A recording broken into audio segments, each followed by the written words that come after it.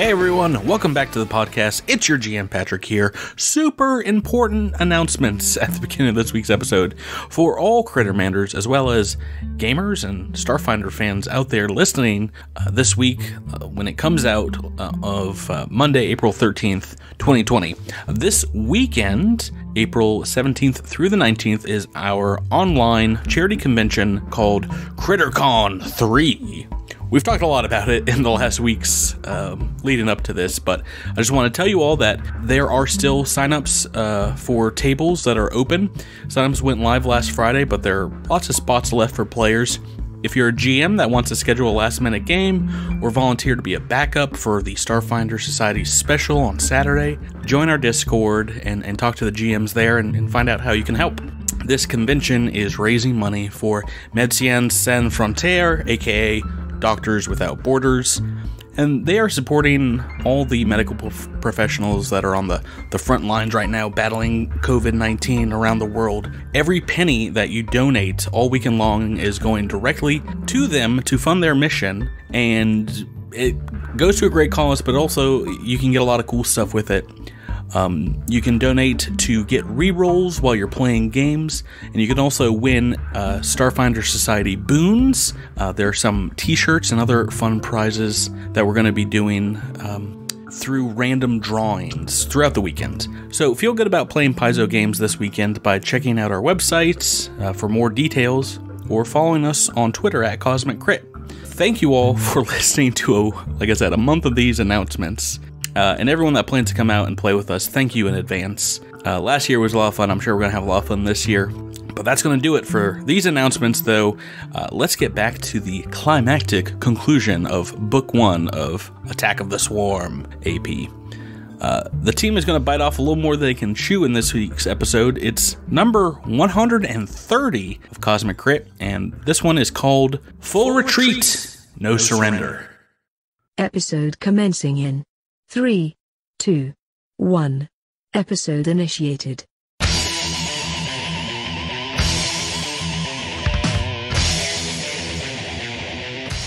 You're the finest Suskillon Space Marines that this planet has ever produced, so it's time to lock and load and quick save into this week's episode of Cosmic Doom. This is your GM here, your pink gorilla monster, running at you at top speed, aka Patrick. I'm hoping to zombify some UAC recruits this week as we descend into the HE double hockey sticks of FPS fun. Joining me in a crusade against demons on Mars are my 5 friends and your Doom guys and gal. To my right, faster than a flying flaming skull screaming in your direction, it's Rebecca rolling with Zinnia. Hello. Across from her, there are few things that a plasma bolt to the dome won't fix. It's Drew, delivering Echo 7 shots. Y'all getting that Animal Crossing? To my right, he is the ultimate BFG, a big friendly guy. Why, it's Tyler dredging up to Vasho. I was literally going to say I'm a BLG, a big lucky guy because I get to play with you guys every week. Oh boy, across from him, guy, out of ammo, it's time to go chainsaw melee style with Jabert playing as Trest. Hello, Ty. Did you forget how to say hello? You forget the word hello. I got halfway through hello, and I started saying everybody, and I was like, wait, it's not time yet. Just stop. His communication chip shut down. Across the digital table from me, small as a shotgun shell, but more dangerous than an exploding barrel. Why, it's Miles mixing it up with Sprouts. Good evening. Hey, folks. Ready or not, here we come with more Fate of the Fifth, Attack of the Swarm! Exclamation point. Action. And it's a big episode tonight, so it's time to jump straight into it. But first, let's go to our pint-sized plant investigator to catch us up on what happened last time on Cosmic Crit. We got back to Rio City, but it was a bust, as the last of the cavalry rode into the sunset before another swarm attack. We met with some refugees and tried to find a vehicle off-planet, but before we could, I got a call from an old flame, Render. Just as soon as she walked out of my life, she came roaring back into it with a hot tip and a fond farewell. Seems she knew the location of Gal Malgero's pleasure cruiser, the one Raz tried to rob. We set off to find this underground hangar, and stealing inside, found security bots. Made short work of them. Sonic Trap burst my eardrums, but we were still able to make it through. We explored the facility and found the ship, the Terminus Wild. But as we turned the power and sorted out the fueling of the old bird, something in the hangar attacked us. Poor thing doesn't know it's about to hit its back of its fungal jaw, because nothing's going to stop the Midnight Squad from getting off this bug-infested rock. Nothing except me rolling really, really well, I guess. Well, we'll see about that, GM. Oh my, challenge. Indeed, when we last left off, a little pile of teeth and tentacles climbed up onto a set of boxes in the hangar bay with your supposedly new ship. It has psychically challenged your mental aptitude and fun. Before we even roll for initiative, the first thing everyone gets to do, because you can all see this thing, is everyone gets to make a will save for me. Welcome to the episode. Wake up, everybody. Woo! Oh, will save? No. Is this an illusion speller effect, perchance? God. I'm gonna. No. Is this thing chaotic evil? Great question, Jabert. Are you trying to use your A once per day reroll. planar Mark 1 planar? It is not. It is not evil. All right. It's not pinging whatever you're attuned to. This ability is an extraordinary ability. It is mind affecting, but it is not illusory at all. And it is a DC 14 will save. Oh no. It looks like you've got a couple here. Trest and Echo 7 have failed. Is that right? Rolling those single digits, baby. Yeah. Goodness. 5 on the Tyler. dice isn't gonna cut it, is it? That would be a natural toot toot kaboom for Tyler rolled a Okay. 17, and as well Unheard of.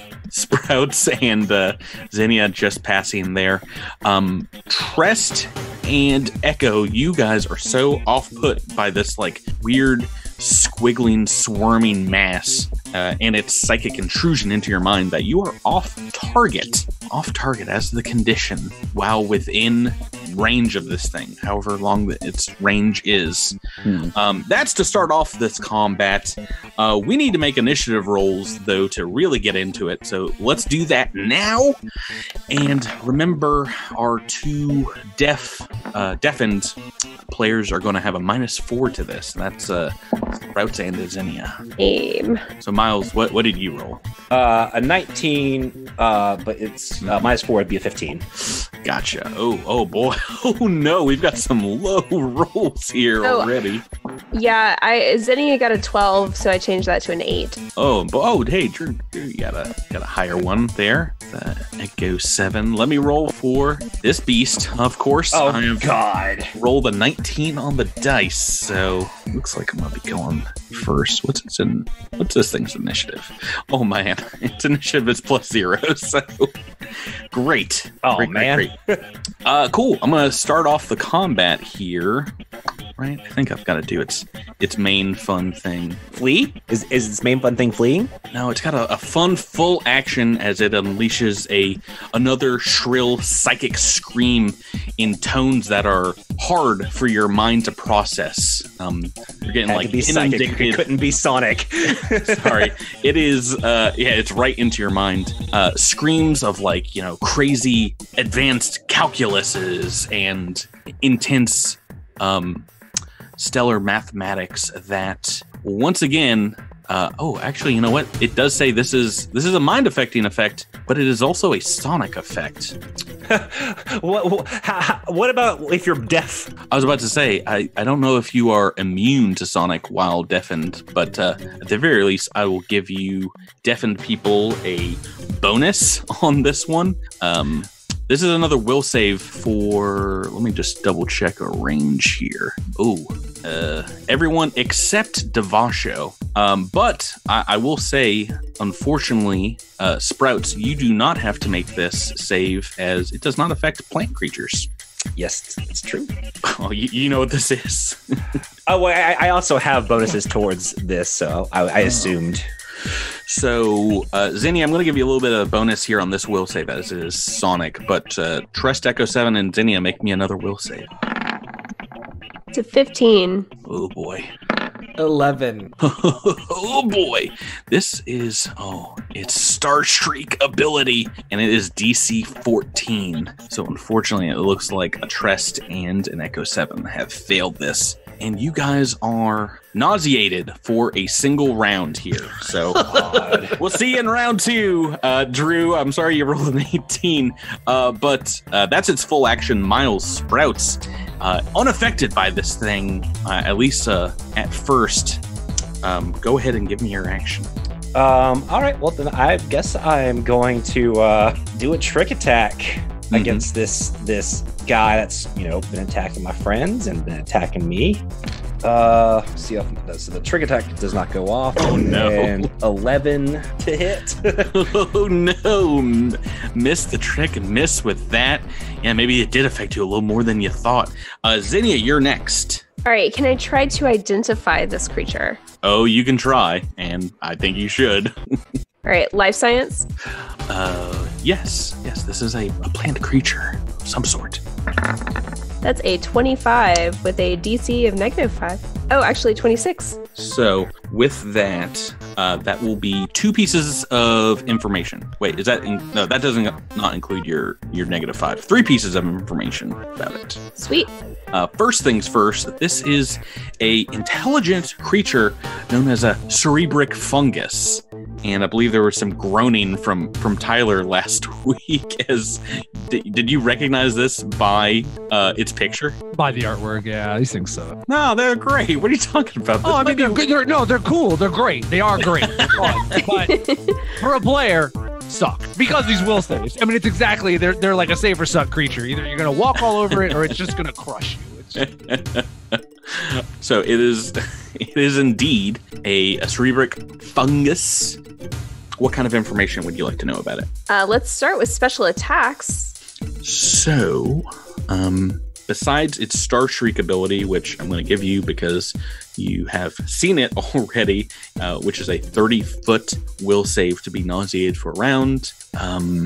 And a special attack. It has a bite attack as well as its tendrils, which have a stun critical. And is there a range on that? 5 foot. I mean, it's not much larger than 4 foot itself. I have a question about that. Mm-hmm. So you said for the condition we're in, we're off target while we're in its range. Does that mean if we're outside of 30 feet, we are not off target against it? Actually, I'll give you that one as well under its special abilities. It's called Unsettling Appearance, and it is a 60-foot range. 60 foot, so almost... I mean, you can move further back in the hangar bay here, but it's going to be hard to get outside of that range and still see it well. What else do you want to know, Rebecca? Does it have any resistances or immunities? Defenses? I don't know. Yes, it has a lot of defensive abilities. Plant immunities, as well as cold resistance 5. Also has fast healing 2. Those are under... defensive. It actually has one more special ability if you care to learn about that. It is not offensive, but a defensive special ability. Okay, sure. Don't think this will come up for you, but I really don't want anyone to do this otherwise. Its mind is so complex. If you try to read its mind, you're overwhelmed by its alien thoughts and take D6 points of damage and become confused for D3 rounds. That's called Otherworldly Mind. So take note, trust, right? I think that might be the only psychic person to assault him. That is what you've discovered about this thing. You have identified it. What would Zinnia like to do? Zinnia is going to fly up and back a bit, kind of as far back as I can to the other side of the plane or the ship, and take a stealthy attack with my laser pistol. Go right ahead.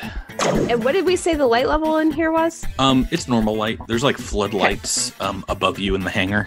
There might be a couple areas of shadow here and there under the ship, but where it stands. Okay, so CR 15 or lower on that trick attack. I'm guessing that goes off. Yes. And the attack is a 14 EAC. Against its flat-footed EAC, that is a hit. Awesome. So that does a total of 5 damage. Okay, 5 points of fire. Get past its defenses. Trest is also nauseated this round, Chibert. And Tyler Devasho rolling a 2. on initiative. We're back to you, Tyler. It's my speciality. You got 20 in this. I can feel it. Let's move up. I've got 35 feet of movement, which just gets me within 10 feet of this creature. Nice. Yeah, it's about 10 feet up, but it is within your reach. Yeah, and I'm assuming I had my shield up since we knew the bots were in here and whatnot. I don't know why we're wandering a enemy-infested place. Unless you tell me you in these situations you want to put it away, especially like dim your light. I'm going to assume you guys have your weapons out. I just wanted to at least state that so people aren't calling foul on me. But we're going to hit this thing with a shield. It's on top of a box. Maybe I'll just slam it back down into a box. These dice say. Oh no, Tyler. Oh no. Tyler. You rolled a 2 on initiative, a 1 on your first attack here. You weren't feeling it at the beginning of this episode. Maybe this is when you should have sat out on critical fail. I don't have the cards ready. not even mad anymore, you know? I really do blame Miles because he said you got a 20. Yeah. Miles totally jinxed you. Really, Miles. Unappropriate. Party foul. I figured you would be appreciative, Patrick. Oh no, I love it, but I'll take away that luck right back. Oh, okay. I control everything. What's Tyler gonna roll on his next roll? 13. Oh my goodness. We'll come back to that. This is a kinetic attack, correct? Yeah. No. Oh no. Apply the wound critical effect to yourself. I'm gonna lose an eye. The wound critical effect on the core rulebook, page 183. Oh no! No. This is well, we already know what I'm getting, right? I'm getting a 13. So this is just a flesh wounds. I don't think we've ever had this one, right? Oh, 13 is an eye. So according to Miles, I'm about to lose an eye. Oh my goodness gracious! If you roll that, all right, we got to roll it. It was an 8. An 8 is just a general wound to yourself. You've and if you cut that in half, the number in half, it means 13. Cut 8 in half? No, you cut the actual number. Oh, so one will make a 1, one will make a 3. Oh boy, Miles. An 8 is a general wound to yourself, and you gain 1d6 bleed. 1d6 bleed. That is as light as that can go. I am really waiting for the lost arm, lost leg to come up on this podcast. I'm waiting for it. Do you want me to use my book reroll? No. Wait, do you have a reroll? You can make me reroll it. I do, but I want to use that to roll a 20 against you. Oh, come on. You don't want to, I could lose a leg. Be cool. It could be real cool, but no. I could finally get that peg leg that I've wanted for 3 seasons. I'll tell you what I'll do. I'll roll a d6 of bleed damage for you. 4 points. 4 points of bleed. As you basically your own shield kind of bites you as you go to attack this thing. What have you done to make your moat angry? We'll probably find out in a couple episodes. But right now we're back to the top of the turn order. Turn 2, and this thing has been hit a couple of times. Is not within range of a Zinnia or a Sprouts yet, but it is for magic. Let's go ahead and I think we're gonna do an old favorite. Zinnia, make me a will save. All right, that's a 16. Do you have no, Deafen doesn't give you any negative to saves, right? I don't think so. Drew, do you have your card yes. handy? Yeah, where's your card? It's right here. It's just -4 to initiative and opposed perception. You automatically fail perception based on sound. There do not appear to be any saves based on that. Sadly, this is DC 16, so you have just saved. Sweet. Against this thing. It's trying to get in your mind and confuse you as to who's an ally and who's an enemy. It has failed though, and so it's just gonna pop off of the boxes here, kind of hide, just so Zinnia can see it, and that's gonna take us provoke from. Oh well, I forgot Devash was there because he didn't hit. In that case, it's gonna jump off and do that first because. Drew, we're on to you, and you're no longer nauseated. You are still Off target. Off target, though, yeah. And right now you can maybe just see this thing through the boxes.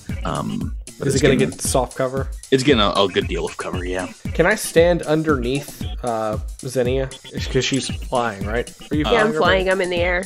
Yeah, it'll be a little confusing on Roll20, but I think you can do it. Oh, that actually works right there. Got like 3 people occupying the same spot. we got it's a midnight squad sandwich of Zinnia and then Sprouts and an Echo 7. Let's hope it doesn't have a cone attack. Oh, I guess we know it doesn't. Thanks, Rebecca. So we're going to take a shot with the good old-fashioned artillery laser. And that's an 8 to hit. Big ol' miss. And Zinnia, you might be the only one that can see this, but you knew about this beforehand. You can tell that this thing's wounds is healing up from what you can see. Some of that damage you put on it is back. Miles, we're on to Sprouts. You've got a good view now because Echo's moved. So Sprouts is going to try one of his trick attacks. One of his specialties. Better than That's last a natural time. 20. Oh, Doctor. Oh, the trick has failed, but the 20 has prevailed. Yep. You like that? That's a little something I whipped up for you. We're going to give a how do you do to one of our Patreon subscribers. Thank you for supporting the show, our flanking buddy Patreons and above. Amy Hand, thank you, Amy, for supporting us for almost a full year already. Awesome. Do you want a card? Sure. Let's see what we can see. Now, you are rocking a energy weapon. With the pistol. I do a little extra English here. This one is called Bell Ringer. The target takes a -5 penalty to intelligence checks and intelligence-based skill checks until healed. Probably not gonna be effective. Yeah, but if you want to just take that regular damage and your critical effect of your pistol, which is has the burn condition, you can. Yeah. So that's 6. And do I roll the 1d4? You can roll it now. Okay. It'll take it at the end of its turn. All right. Max damage. So a total of 10 points. Okay. And I'm just going to roll the reflex save for it now. I'm going to write it down and remember. It will take that damage, but it's going to put that fire out at the end of its turn. That's fine. Zinnia, we're on to you. Got a couple of successful tricks on this thing so far. All right. Zinnia is just going to kind of stay where she is in the air, maybe fly up a little bit, get some air, and take a shot. So that's actually a CR2 or lower. That is not a success. All right. So trick does not go off, but the laser pistol is a 16 to attack. That is a hit with an unobstructed shot. Awesome. Nice. So that does 2 damage. All right. Every little bit here is probably going to help because this thing has taken a walloping so far from your laser pistols and is still up. Jabert, we are on to Trest, who has shaken off the nausea. No longer nauseous, just a little off target. Still off target, yeah. Yeah. I think I've got enough movement to sort of run around these boxes. And because I saw it sort of jump off the other side, and I come running around the boxes, sort of a little woozy, and I slash wildly at this thing's tentacles. Oh my. Oh boy. First Trest attack of this combat. Like melee, this little cerebric monster. All right, and that's including a -2. Oh, don't matter. It don't matter. Ooh, natural 20 again. You guys, I don't like this one bit. Card, Jabert? Yeah. That's what you call a cosmic crit. Kaboom! Oh boy. And let's thank one of our, I'm sure all of our favorite Discord contributors, as well as a Patreon contributor, Casper, for their support. Boy, oh boy, so many crits. Crits, fails, and successes so far. You're doing kinetic, right? Correct. With the sword, this one is called Gory. Your target is sickened for 1d6 rounds as your blade rips through its side. Fortitude negates, but we have an extreme slashing extreme blow on this called Momentum, where you gain a +2 bonus to all attack rolls for 1 round. Jeez Louise. Pretty cool. That's Shaking off that off kilter. Yeah, as your sword goes right through it. So let me, I'm going to try to roll the fortitude save, but I've got to hit a 22. Oh, well, I've rolled a 19. Maybe that'll be enough. This cerebric fungus, ooh, that is just enough. It's got a +4. No! So it's not going to be sickened, but you get that +2 on it. And how much damage? Oh, maybe this doesn't matter. How much damage is that? 15 points of damage. Yeah, no, you slice this thing in half. Yeah! Please. I'm glad we went through all that mathematics for like 30-something hit points, right? You're sickened now, slug. Oh, jeez Louise. I was hoping it was going to get a chance to fight you back. Yeah, we are out of combat. That was a quick turner. I'm still bleeding, so. Oh right. No. Oh no! Devasho.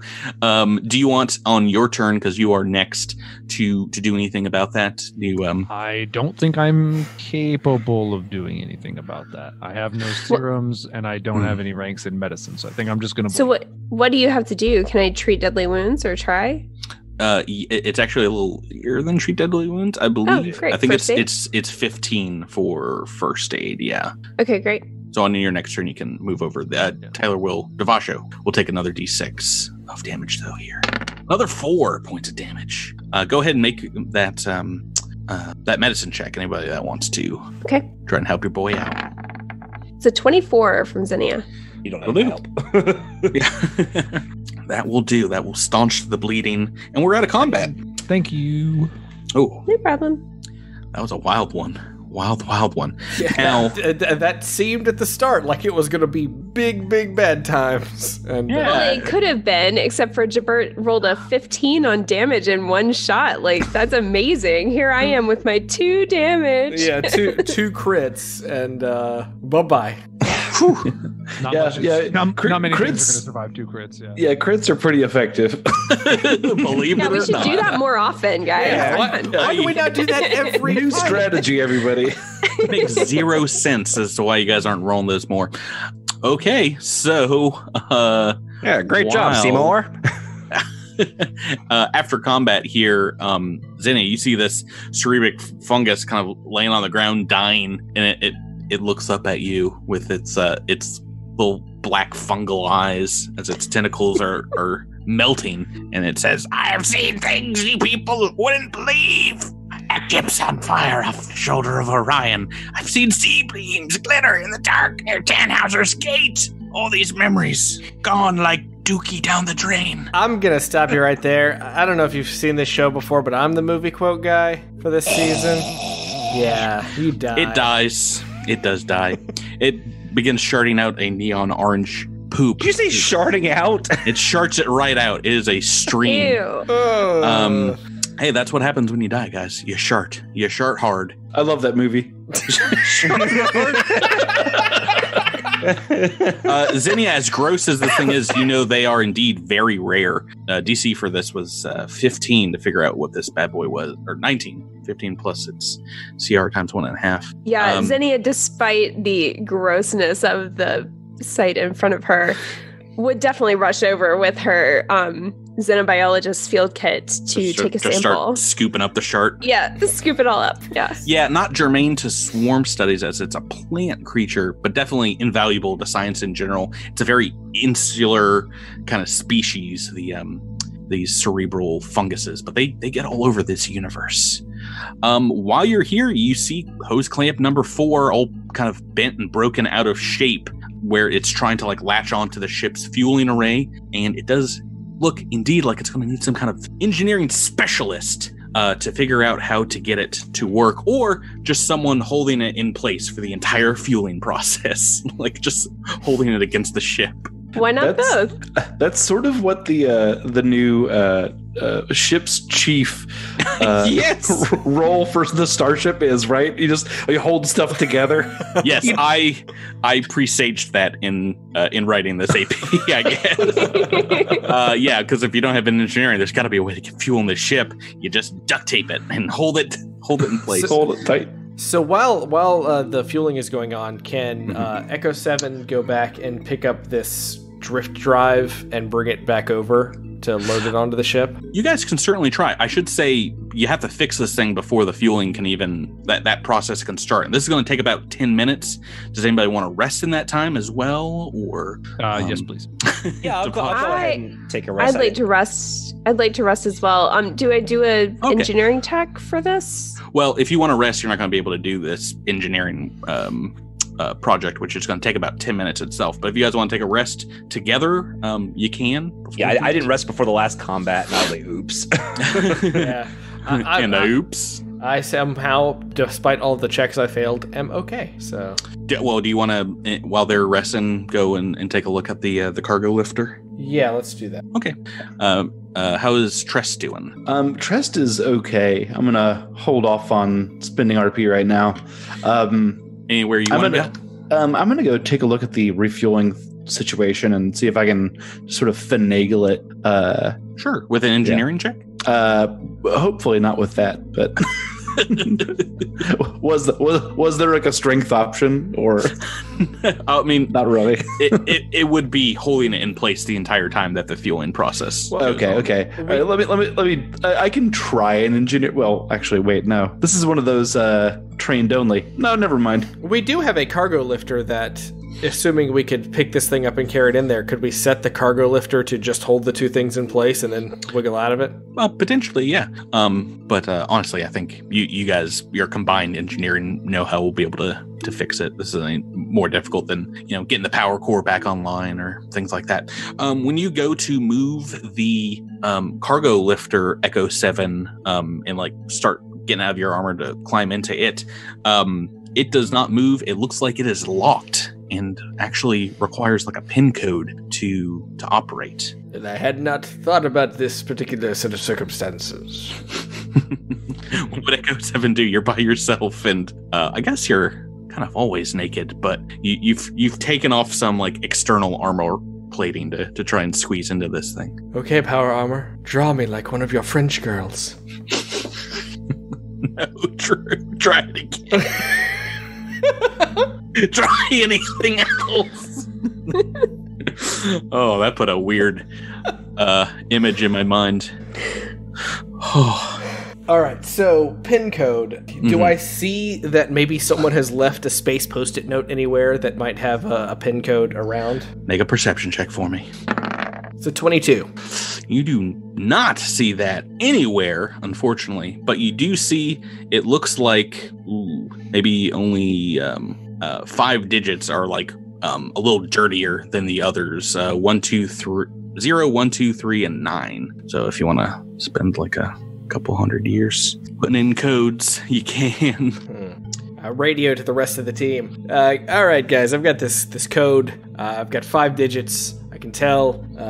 What should I do? Did anybody see a code anywhere? Any of these computer systems? Anything? Help a guy out. Let's fast forward to Trest. Do you want to explore here to the south? There's still an area of the hangar bay that you've not gone into yet. Yeah, I was just going to go take a look over there. We didn't see anything on the security camera that looked too suspicious. So. No, this if you're Xing out what you've seen on the security camera so far, this should be, and it is indeed the staff area where there is a small refrigerator unit, a beverage dispenser, some comfortable seating, a little round table, and a row of 10 kind of like half lockers set into the eastern wall beneath a security camera, and what looks like a holographic counter on top of these lockers that blinks days since last workplace safety incident, and it kind of flashes 0. It looks like it wants to be reset. Well, I'm gonna grab a snack out of the fridge, maybe a can of water, and maybe take a look around here, see if there's anything useful was left behind in these lockers. Yeah. In the lockers, if you're taking a minute while everyone else is resting and going elsewhere, not a lot of things besides personal effects, maybe like some dirty clothes and things like that. But underneath a pile of clothes in one of them, you do find a fully charged arc pistol fully charged battery in it. That seems to be hidden in a small holster. Great. Maybe taking a seat and eating some stale chips or something here. You also find what looks like a security key card with a post-it note on it that says, don't forget anniversary 23-12-90. It's celebrated every year, apparently. I crumple up the note and I throw it in the garbage. I just say, shoot buckets. I imagine around that time is like I'm sort of like looking through everybody's stuff, eating the chips, and then I hear Echo's voice come over the headset right around the time I'm looking at this thing, and I'm like, I'm going to need you to make a DC 2 intelligence check for me, Chipper. DC 2. That was very failable. You're just like looking at the note and like back at your chips. Back at the chips. No, you're pretty sure that this might be a useful code after what Echo 7 says. And indeed, Echo 7, if you get those 6 digits, which is a date, the 23rd of the 12th month, about, at this point, 29 years ago. Wow. That is enough to input into the walker and gets it moving, gets it unlocked. Woo. Chung, chung, chung, chung. You can change the code to whatever you want now. 8675309. That's the code forever. Yeah. Well, would anybody like a pistol? What kind of pistol was it? Yeah, what kind of pistol is it? It was like an arc pistol. Was it like the level 1 version? It's a static arc pistol. It's level 2. It does 1d6 electricity damage, 50-foot range, arc 2, critical, 20 charges, 2 charges used per shot, and the stun special. Okay, so this is sort of like the slightly better version of the pulse caster. The pulse caster, yeah. That is correct. Yeah, is this a level 3 pistol? Is that level 2. Okay. All right. Pretty good stuff. 750 I might be interested in that. All right, yeah. So I walk into the hangar and I sort of like toss that over to Sprout, who I'm sure is yucking it up with Zinnia. Them operatives always in a corner, yucking it up. Yeah. Before you guys start working on the refueling here, is there anything else you want to do? You're pretty sure you've looked through the majority of the facility here. So should we go ahead and tell everyone to come on in? Yeah, I mean, if you're pretty sure, like I said, it's safe. Yeah, so that's something you can do. Echo 7 does want to take the time to take this crate into the ship. Sure, that will require one other person's help, so if you want to wait for Devasha to get off his 10-minute break, you can. Always on break, I swear. Union jobs, eh? Only working stiff around here. Able to pick something up. Yeah, I'll help out with that. I've got a strength of 16. Oh yeah, that's fine. With the 2 of you, that actually should be enough with the cargo loader. So you can drag that back to the ship. Takes about 5 minutes getting it through the maintenance kind of bay of. No, you gotta turn it like just a little like. Is there a way for us to just call the people waiting to come in? Yeah, they've got comms, so you can. All right, so yeah, we'll just call up to Zelenon. Line up in a orderly fashion. We're getting ready to go. Yeah, when Zelenon answers, he says, I see hundreds of swarm creatures just outside the city. I think they might be making their way here soon. Well, then line up faster. We're coming. We are coming. And it's a fairly slow process for all 9 of these evacuees. Some of them carrying luggage. A few of them helping Xantos Lochwort with scientific packages and briefcases. Get down to the hangar bay and then start loading up the Terminus Wild. While that is happening, Zinnia and Sprouts, just before we leave here, give me a perception check. Oh, jeez. Ooh, natural 20 on that. All right. Maybe don't bother, Miles. Okay. Do we call out natural 20s for skill checks? well, it's close enough. It's a very, very high number here that we don't even need for a simple check. While looking over, on your rest, Zinnia, how exactly you're going to climb up on these crates and get the pipe fixed. You can tell that these are fairly heavy duty crates because they are full to the brim of UPBs. Ooh. There are 6,000 UPBs in these crates right here. That's a lot of UPBs. Yes, don't nobody tell Raz about this. I need to double check with the author, make sure this is correct. This might be edited in post. But no, this looks like enough for something like a starship repair would cost. So or a cappuccino machine. Hull points back on a starship. So as they start making their way into the hangar bay, all these evacuees, you see the elderly consulwoman, Glor Gishi, kind of dragging a small case behind her. As Xantos walks up to you all and makes a look in your direction, he says, "You really think this pleasure craft is going to get us through the swarm defenses? You're either braver or dumber than I thought." You're welcome to stay here and try out a land escape. That might be wiser given the circumstances, but I think without me, you all are certainly doomed. Should I get on board and prep the engine, maybe run some diagnostics? No, you can go outside and be lookout. Are you the captain here? What is your role on this ship, soldier? That's a great question. That is why I asked it. What positions do you guys think you would claim on a starship? You've not had that in this AP thus far. You're welcome. And not only that, since we started playing this AP, we've got more options, including the aforementioned chief's mate and magic officer. I think Echo 7 as a bombardier soldier probably going to be science officer, magic officer, or gunner. Just gunner. Could be gunner. Could be gunner. Yeah. So Xenia will probably take the piloting position unless someone else feels very strongly about driving the ship. No, you've done a bang-up job so far, so. Oh yeah, I forgot you drove them throughout the entirety of the Sator region. Done a pretty good job so far, so. Yeah, I think I'll be probably bouncing back and forth between chief mate and magic officer. Ooh, you wanted both new roles for yourself. Well, I mean, they're so much fun. Yeah. Does that mean we're gonna have some Captain Flower power? Yeah, no, we've got you and Devasho. Oh, Devasho, right. What do you guys think? I will sit on crates in the back and make sure they do not move. Yeah, no, that's the worst. No, I really do not enjoy flying. I will bow out of this. Raz can do better than me. I'm pretty sure I will. Do you like a transport shooting? guy?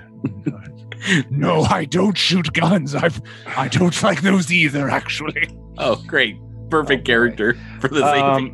I've got a decent intimidate, and I've got decent diplomacy, so I guess I'm going to be captain this season. Yeah, I mean... Captain again? Captain Sprouts. That's what it's all about. I don't think any of my skills, my charisma skills, are going to match up to you. Why are all my skills... What are your bonuses? Just wondering. I have such low charisma, I can't relate. My sheet's broken. Oh no! All your skills wait, are no, they changed it. They changed it. I'm sorry. Okay, they changed it. I'm looking at the wrong spot now. That's weird. Okay, my diplomacy is +6. My intimidate is +10. My mysticism is +6. Those are the three best things that I can. Well, and you've got strength as well. So. I mean, shipmate and magic officer wouldn't be bad for you. I'm sorry, what were your diplomacy and intimidate again? Diplomacy was 6, intimidate was 10. And Miles, what are Sprout's diplomacy and intimidate? Sprout's diplomacy is 6, intimidate 7. Either way, we could go, honestly. Yeah. So I think Sprouts is more fun. I mean, potentially, but we also need things like a science officer. We need other stuff, and granted, I don't know what your my science is not great.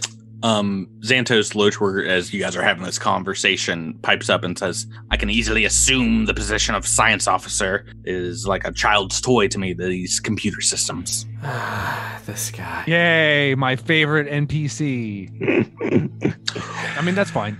Or have no intel about the enemy whatsoever. That's also an option. You can As long as you can follow as long as you can follow orders, you're welcome to the post. And you are Captain Sprout, is that it? Marlowe. Captain Marlowe to you. Just get this thing fueled and I will ensure she is flight-worthy, or we're better off hiding here in this bunker.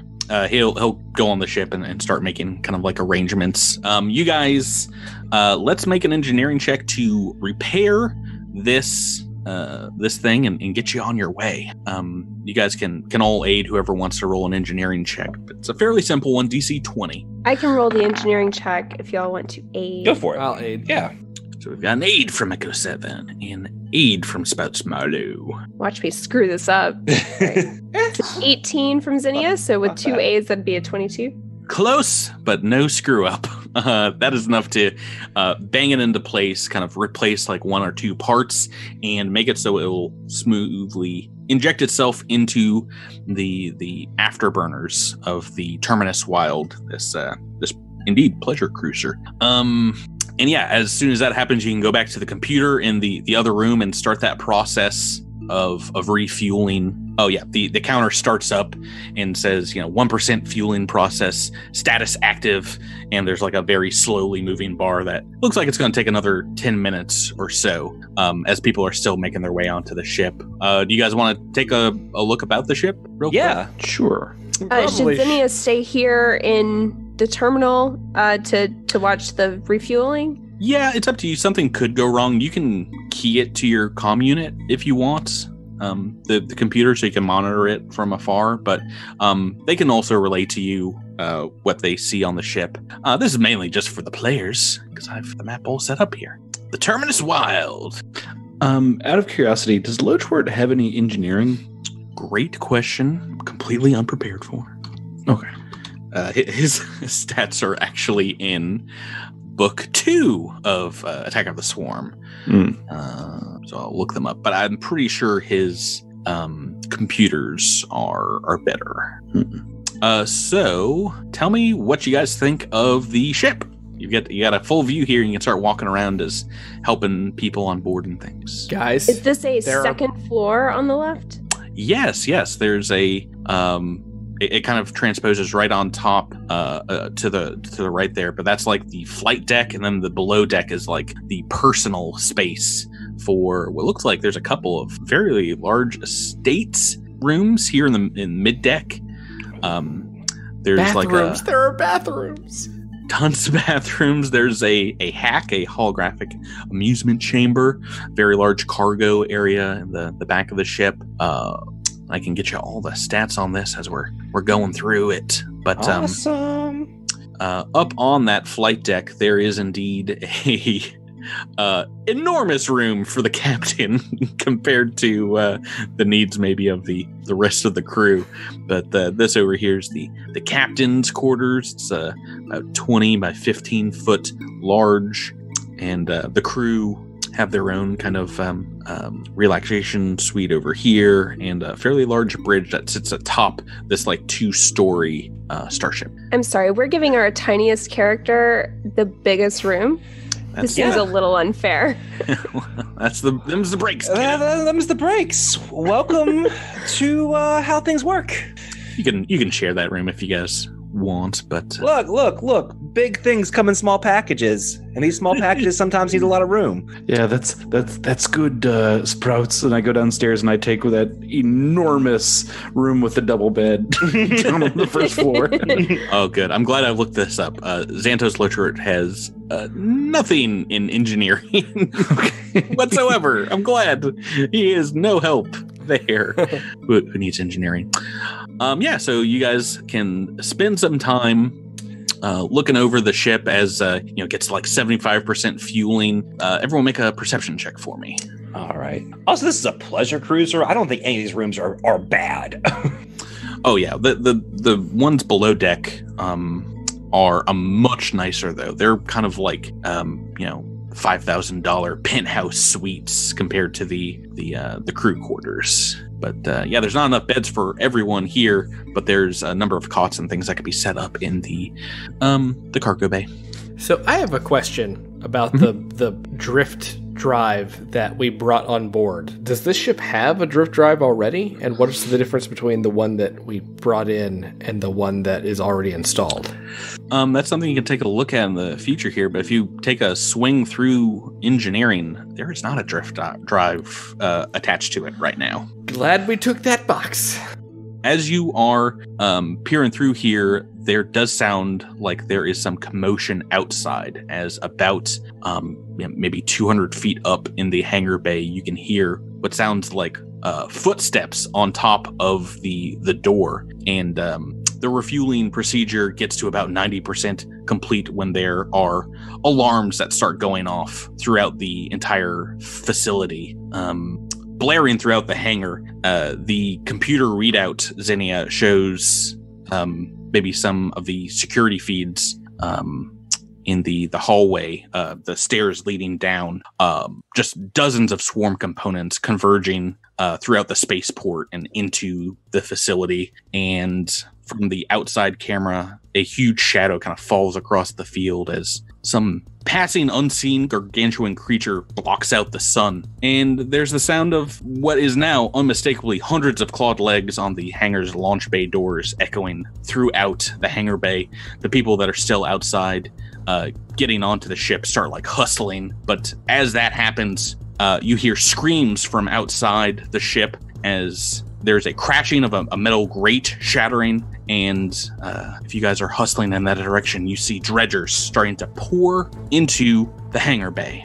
Let's roll some initiative, guys. Just take off. Wait, where are We're we? Are we all inside the ship? If you guys wanted to be on there, yeah, you can move back to this area where Devasho's at to get back on there. Drew, it's up to you if you want to still be in your powered armor. I do not want to be in the powered armor right now, but I want to leave the powered armor on the ship so we can take it with us. That's fine. Let's roll them initiative. Am I still deaf?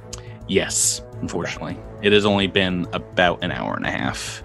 Why aren't we just leaving? That's my because we're still loading people onto the ship. And you're still technically attached to the hangar bay. Is there even an opening? Like, can we get out? Currently, the door is not open, so at the very least, that and finishing up some last minute things is going to take a few minutes, even after the fueling's done. As you get out there into the bay, not only do you see these dredgers bursting through where you brought through the drift drive here, but while you see that, inside the command room, you see an acidic blast melting through the reinforced partition here, where a Vorfoma flies through into the hangar bay. But behind that blast, in a break in the glass, you see another swarm creature you've not seen before step through and move behind the boxes over here to the left. And this is what this guy looks like. Yeah. Oh, what is that guy? Yeah, what is he indeed? He's a bipedal swarm with what looks like an acid cannon kind of attached to its forearm. A swarm you've not seen before, but it looks over in your guys' direction as you're getting off the ship, but more specifically looks up at you, Xenia. Specifically points a clawed hand in your direction and psychically calls out, screeching into your minds, "Hylax will know. She will know." Let me roll some initiative, then we get to have a fun fight. I wonder what that could be all about. Oh, hey, natural 20 on the first one, so we're just gonna move you right up here, buddy. And these guys didn't roll as well. Cool. First things first, it's going to fire at Xenia, this fun new swarm monster. The original alien Arca. Ooh, look at you with all your knowledge. I recognize images. I recognize the art so much. This is indeed an acid cannon coming your way, Rebecca. Bam. Boy, oh boy, I wish I could roll a 20 on the attack and on initiative. But you know what? I've got a book reroll as well, and we're nearing the end of this book. I think it's time I use mine. Oh boy. I've rolled a 3 on the dice, so I don't think that's gonna This works out. that well might for you on my hit, end, so. but Natural 1. ooh, it was almost a natural 4, but 11 on the dice is gonna hit. Thank goodness. And this is 5 points of acid damage. Rebecca, What have I done? what have you done? Well, let me get. Hylax will know. We I recently know. had I know. Hylax It can't possibly be something that Zinnia did. Like, Yeah, it can't possibly be something in your pocket. I'm not taking any responsibility for anything I've ever done. That is its turn. Next is Trest with Jabert. You've got to your left side. You see 3 swarm dredgers coming in your direction, and to the right, a Vorfoma and this acid cannon arm wielding swarm. What's going through our Sheeran soldier's mind? Or mystic soldier? I would love to go chop up those guys on the on like sort of the west side, but I got to stop these dredgers. So I just sort of charge those guys. Not actual charge. I'm not actually charging. No, do it. I'm not taking a penalty to my AC. It's cool. All the cool kids are doing it. All right. You are their only target right now, but same goes for this one. You're running up on them with your sword. Yep. An attack. 14.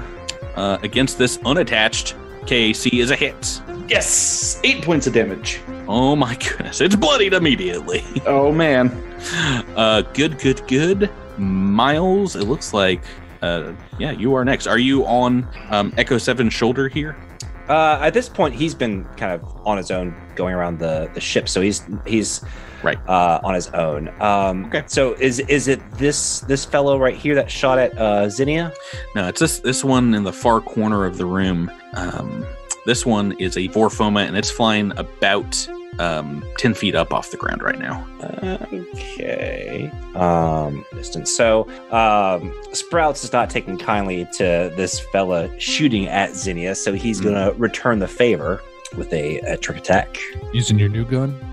Not yet. So just the laser. CR2 or lower?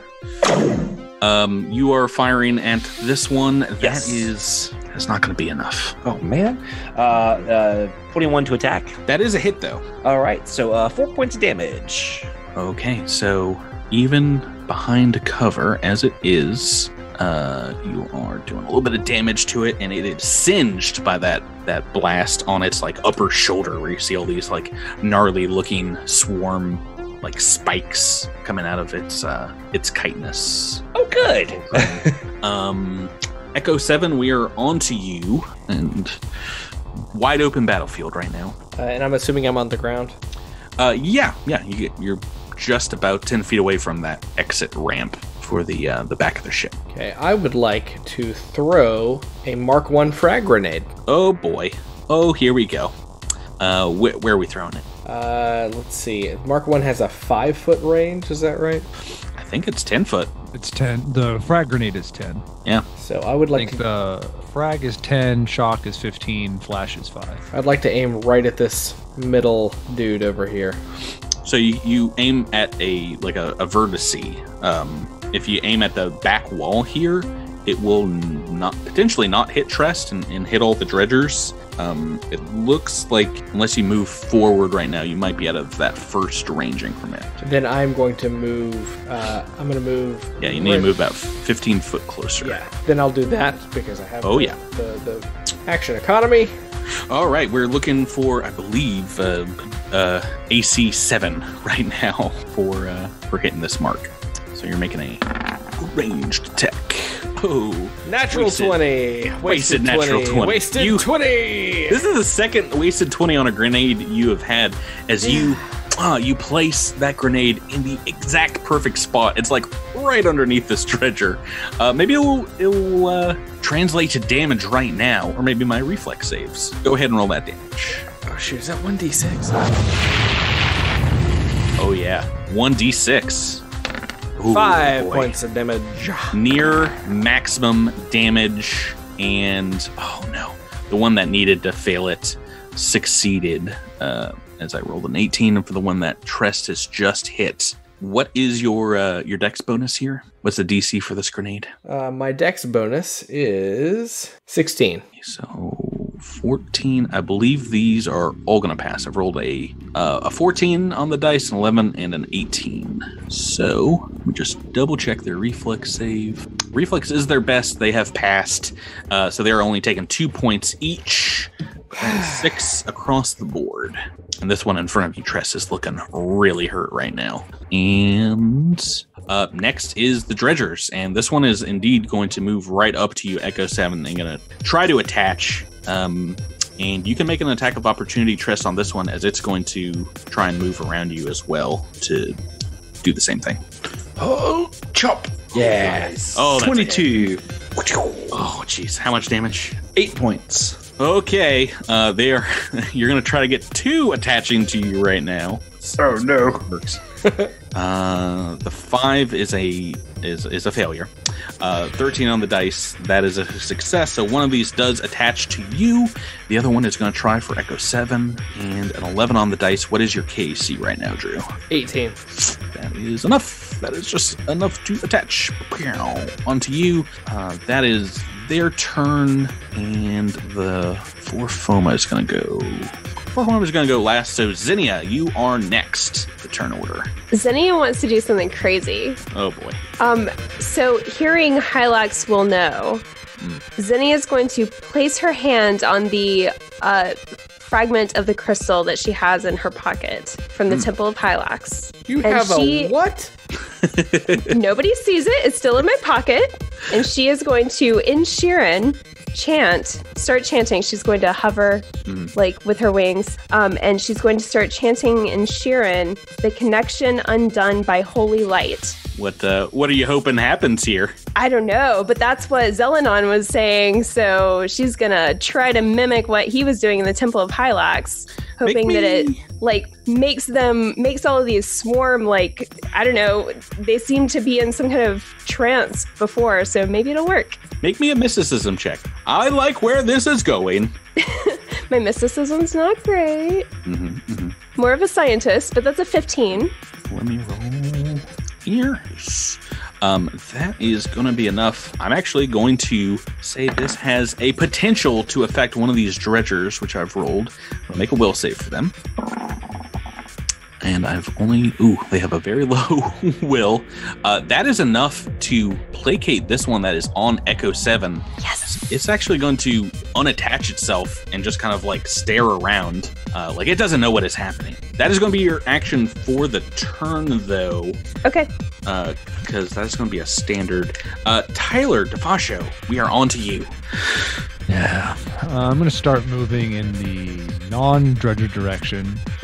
But while I'm moving, I'm going to go ahead. While I'm moving, I'm going to go ahead and pull out my singing disc.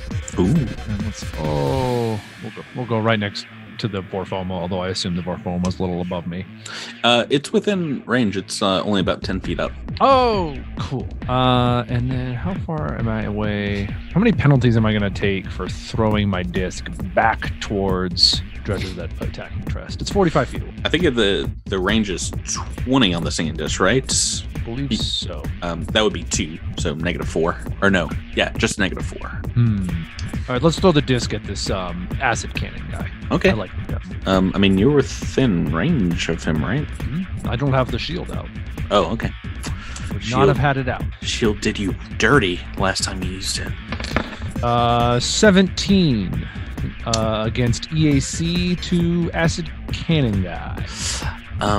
Against EAC, that's going to be a miss right now, as it is behind the cover here. Got that. I didn't. Full cover. That's too bad. I promised you the next time that these Vorfoma have an option to make you do a will save, Tyler, they were going to do it, which means this one hovering above you. You can make. Can you make an attack of opportunity with the singing disc? No.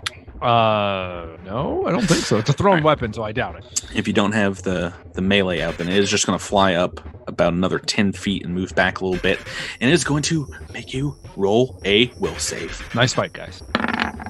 Yep, nice fight. That's a 10, Patrick. Yes, and I promised I was going to use fear on you, but I'm not. I'm using lesser confusion. Oh, good. Oh, Even is that better. Is that mind affecting? Perfect. It is. Ah, then that's an 11, Patrick. You fool!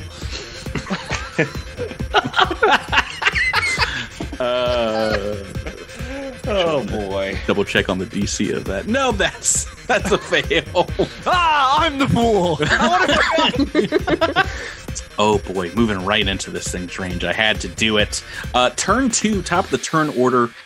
It would love to shoot at Zinnia again, but it's got Devasho right in its range. If you're not wielding a melee weapon, actually, boy, it doesn't really. It wouldn't really know that you're confused right now because it did not use the spell. He's going to step up to Devasho and make a single melee attack against him. Oh boy, 2 on the dice. Yeah. Wish I had more book rerolls. Oh, just You hate to see it. yeah, just for that. You know. Oh no. Oh, they let it rip! What a disaster! A truly disgusting roll by the player. It's a natural toot. Toot, toot, kaboom! Trest, we're on to you, Jabert. All right. So You do have 2 dredgers on you right now, 1 attached and 1 not. All right. So the way attach works is they get a plus 4 to AC, right? If they're attached. Attached, yes. Yeah. So, but it's not a negative to me attacking. So, for example, this other guy on the other side of me who's not attached, I'm not taking a penalty to that guy, right? No, but you are technically flanked right now. Ah, I see. So if you want to move, you can get out of that flank. This thing will move with you, taking it out of a flanking position. The attached gives it a bonus to its hit against you and that armor class. So. Yeah, I'm going to take 2 sword swings, and I'm going to attack. I'm going to start by attacking the one who's not attached and behind me. Oh boy, they're so weak right now. I know. I'm hoping I can get 2 attacks in here. Yeah. All right. Let's roll this first one. All right. God. 14 versus that's 18. That's with the -4. Yeah. Yeah, that is a hit, and that one is dead. Very dead. By 1 hit point, minimum damage. But yeah, you slice the one that is not on you completely in half. Make that second attack. All right, here we go. I'm hoping I can get the same thing on this guy. Ooh, a 15.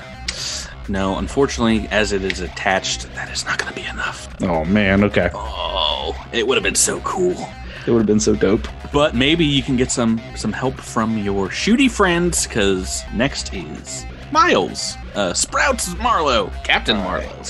Yeah, so Sprouts is definitely still going to announce this guy as his target and pop down here and take a trick attack.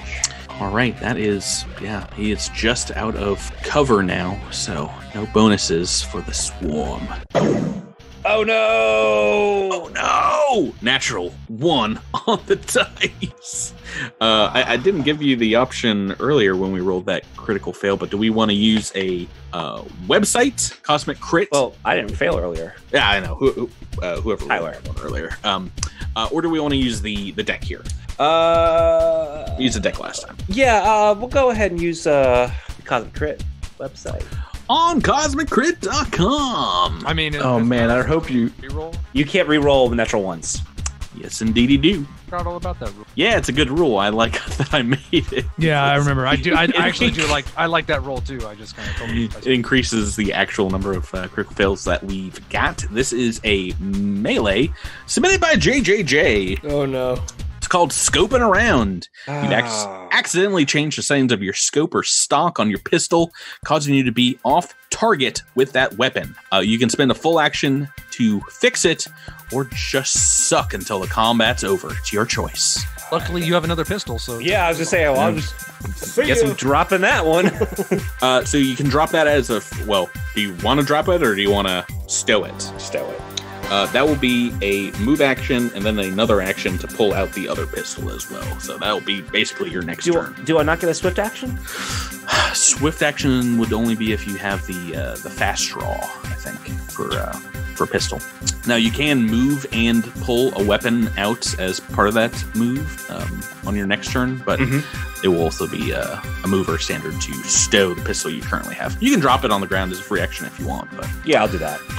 that's your turn. Drew, we're on to you with Echo 7. All right, Echo 7 now has an unattached, just kind of standing there dredger, right? Yeah, it seems currently to still be fascinated by whatever Zinnia just did. He doesn't know what the pronk is going on, but he's not gonna try to care that much. And he's gonna take we're gonna take a guarded step. And we are going to shoot the azimuth artillery laser. Right at that one. Got it. Go right ahead. 19 on the dice, 25 to hit, Oh, yeah, that's a hit.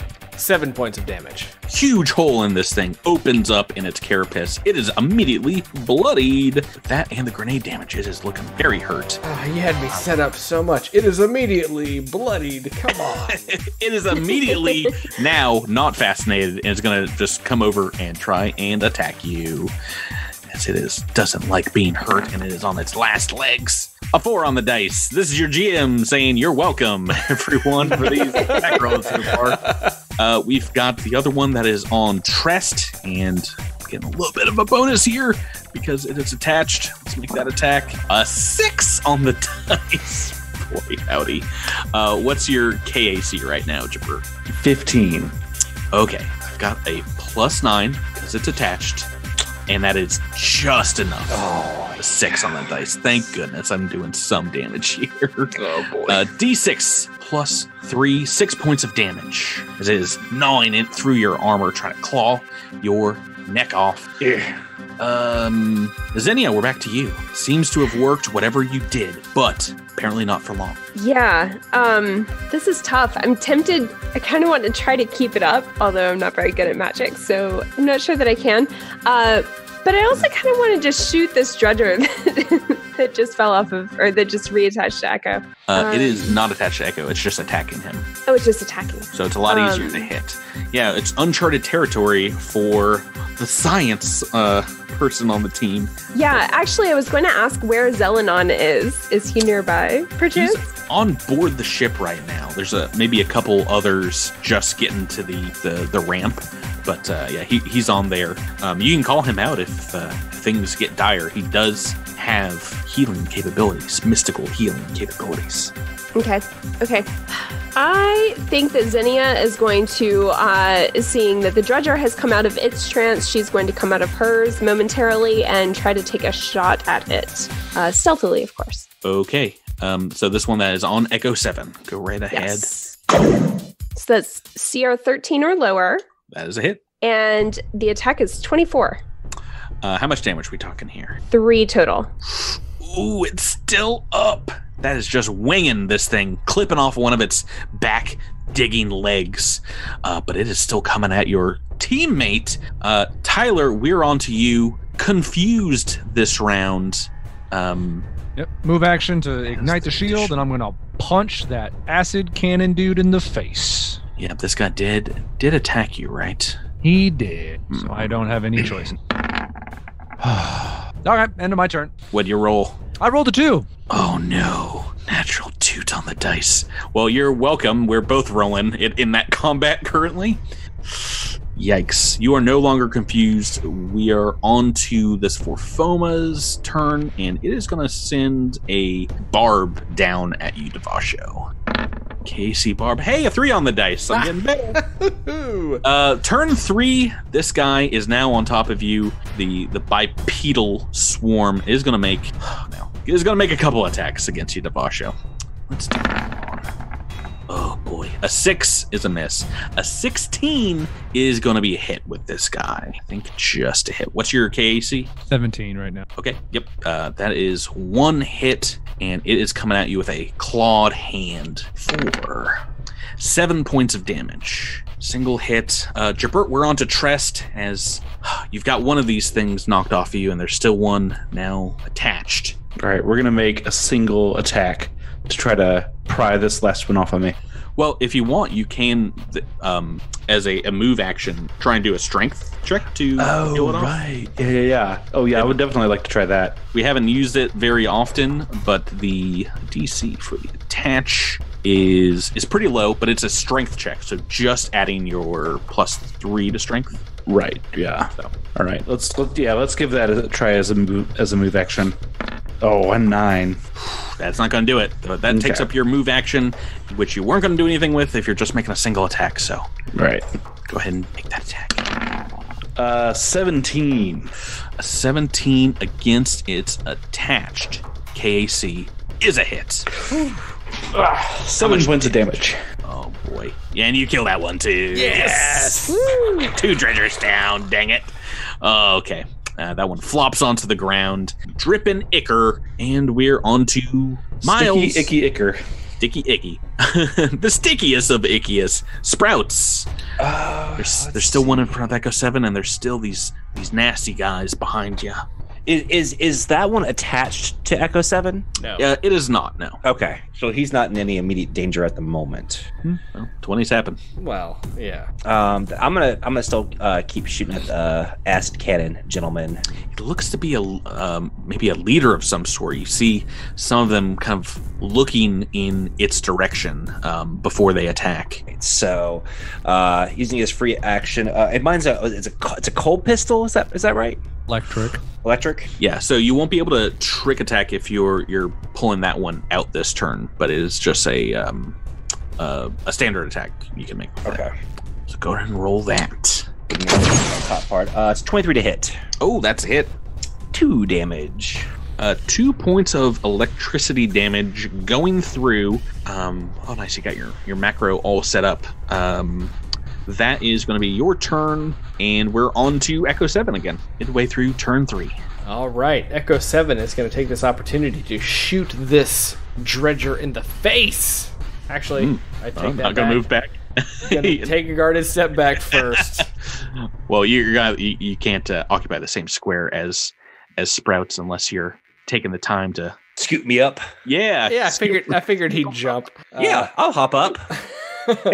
We're a team. Oh, you've used your actions this round, but you can move to the side of them. Yeah, I'll guarded step down there. Unless you want to get on his shoulders. Yeah. Oh boy, let's see that fan art. All right, but make an attack. Artillery laser shot. It is looking very weak right now. It's taken like 3 hits so far. Ooh, that's only a 12 to hit.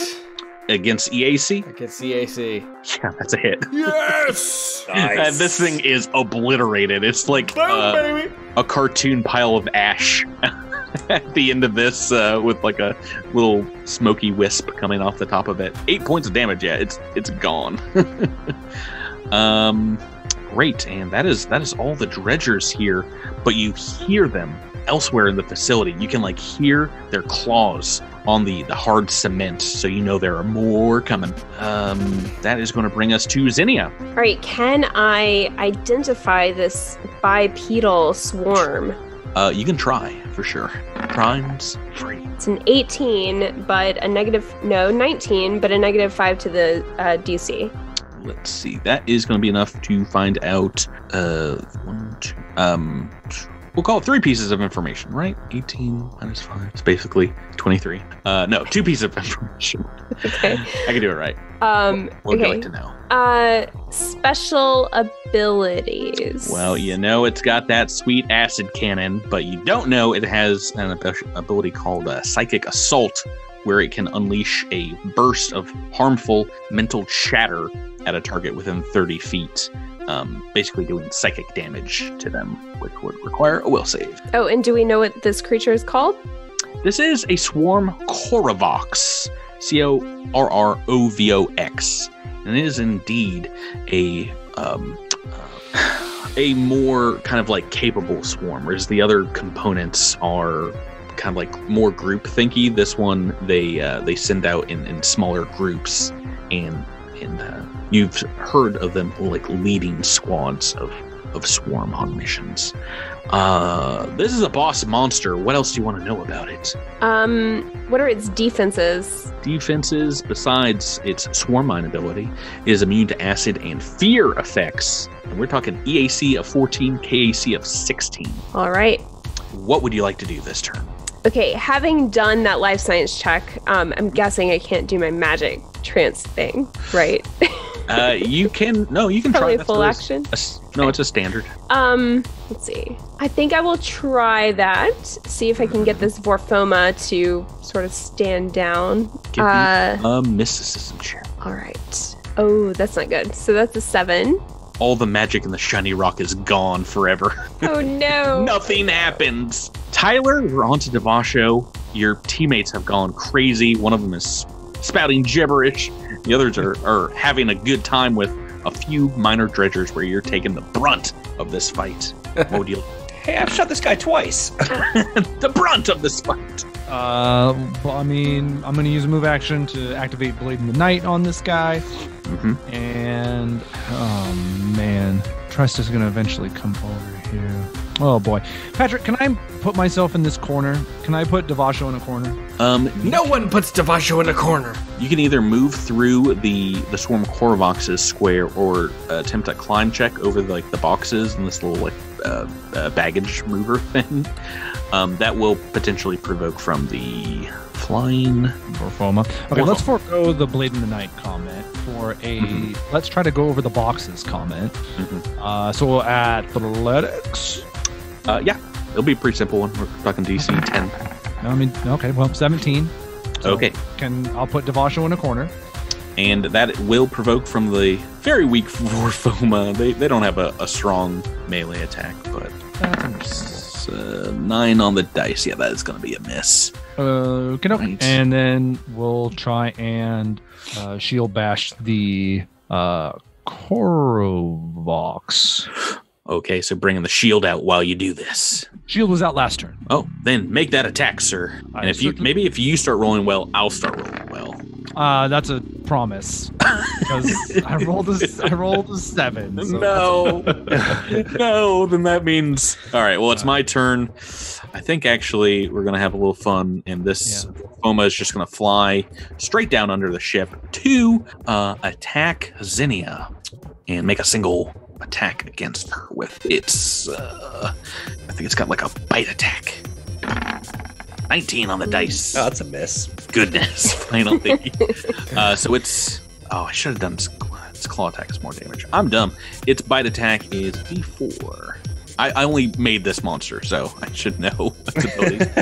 3 points of claw damage, or bite damage, and that brings us to the top of turn 4 with the Korvox at the top.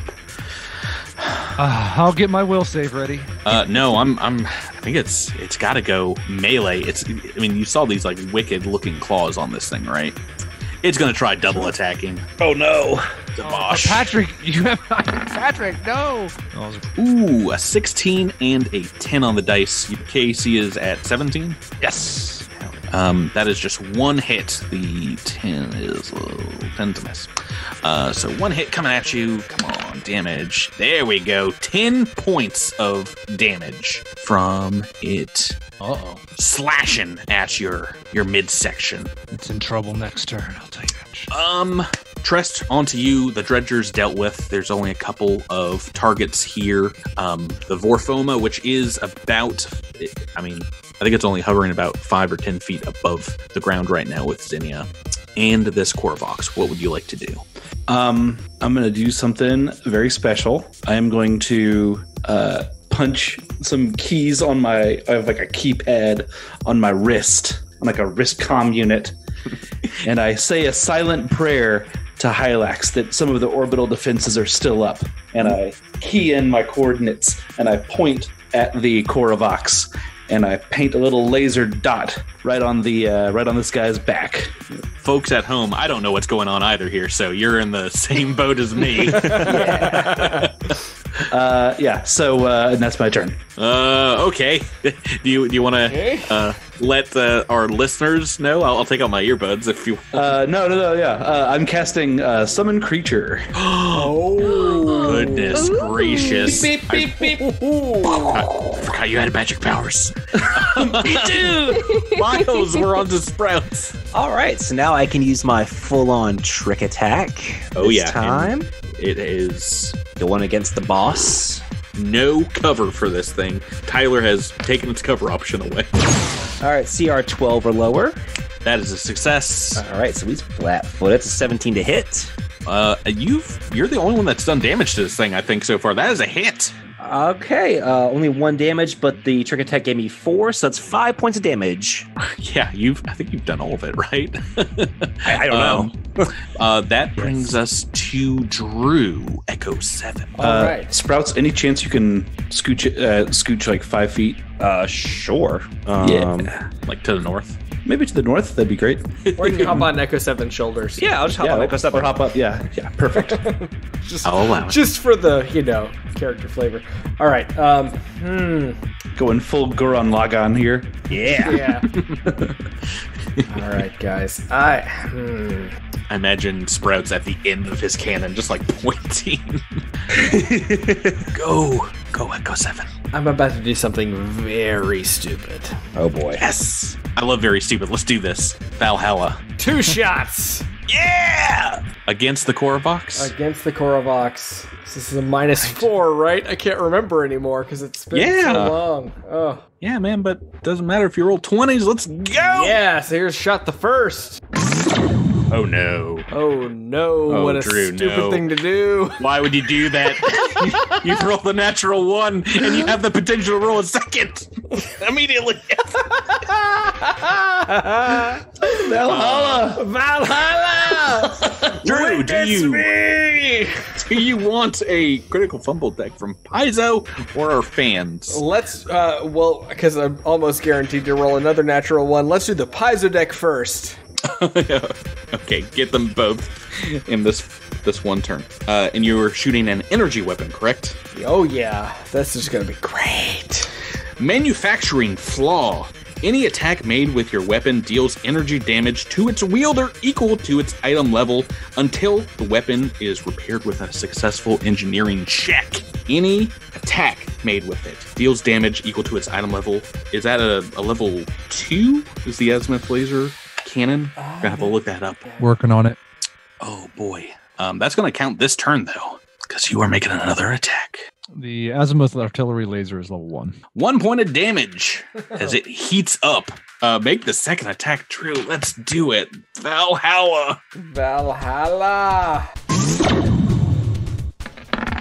That's a 5. Oh, a waste of time. Oh, 3 on boy. the dice. Let's call that another 1 point of damage, just because the embarrassment wasn't enough. Insult to injury. Zinnia, we're on to you. Hey, you've got a new friend. It's this Forfoma. Yeah, and Zenny is pretty convinced that this magical item that she picked up is worthless, so she puts it back in her pocket. She's not going to throw it away, mind you. Okay. But for scientific purposes. I mean, I did imagine that you put it around a necklace or, like on a piece of leather. I haven't had time to fashion it into a piece of jewelry yet, but yes, Okay. that is absolutely the intention. Then this will be a move action to put it back. Oh, really? No, I held it in my pocket the whole time. Like, Oh, so you're just like- I'm just like dropping it. You're Yeah. like rubbing it secretly in your pocket. Yeah, because I don't want Wiggling anybody your to see thumbs while your teammates are Yes. getting killed. Yes, Excellent. nobody knows. I'm All right, just then. speaking gibberish. All right. Reaction, just drop it. Make your turn. All right, and she, being right next to this Forfoma now, is going to. Can I pull out my baton to hit it?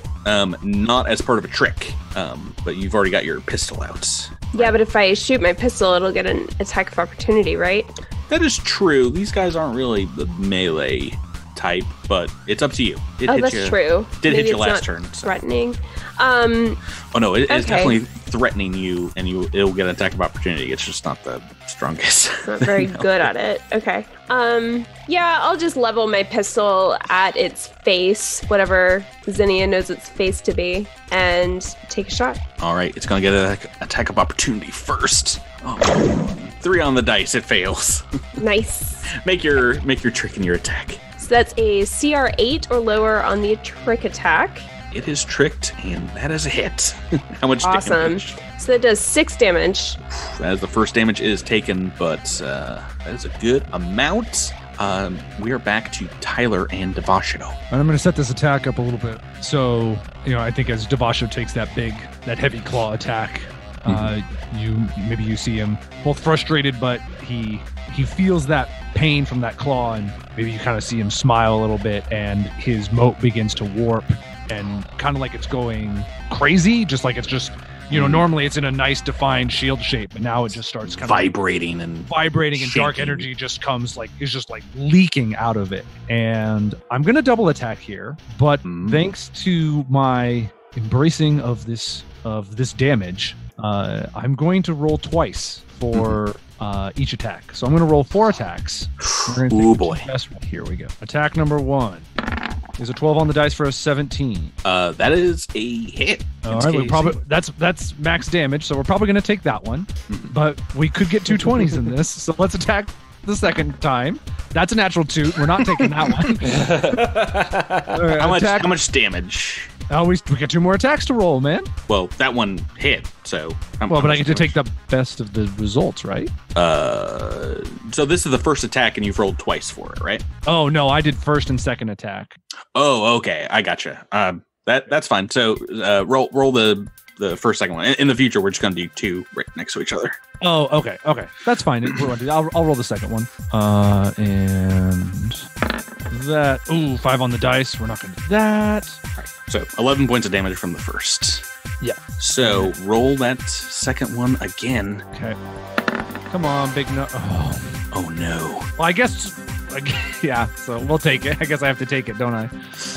No, you get to choose the better of the 2. So you've rolled a natural 2 and a natural 1 on these. We're not going through that card because your ability says that you just mess up a little bit beyond. But 11 points of damage max on that first one. It's going to the Vorfoma's turn, and it is going to try and claw this time.